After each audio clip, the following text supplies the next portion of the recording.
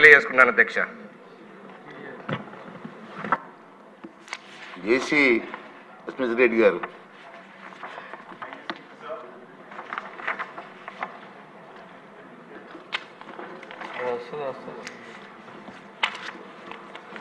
Thank you speaker sir.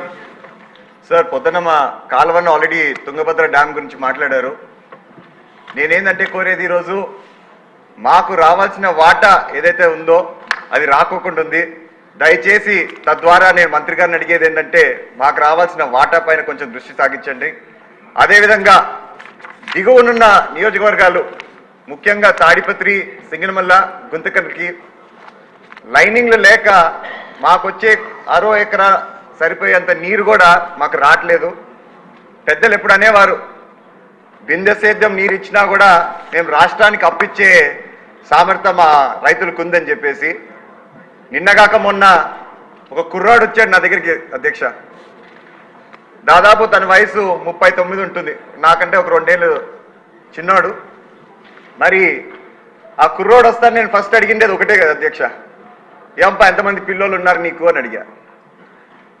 ఆ కుర్రోడు ఒకటే అన్నాడు, అన్న పిల్లల్ని పక్కన పెట్టు, నాకు పిల్లలు ఇచ్చేవాళ్ళు లేరు. ఎందుకు అంత మాట అంటున్నావు అంటే, అన్నా నేను రైతు అని చెప్పి నా దగ్గరకు వచ్చేవాళ్ళు లేరన్నా. అందుకు దయచేసి మీ ద్వారా నేను మంత్రి గారిని ఏం కోరుతున్నానంటే ఇటువంటి రైతులకి మరొక్కసారి మనము భరోసా ఇవ్వాలా.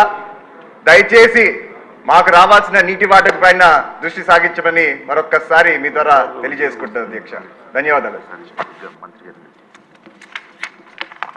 గౌరవ సభ్యులందరికీ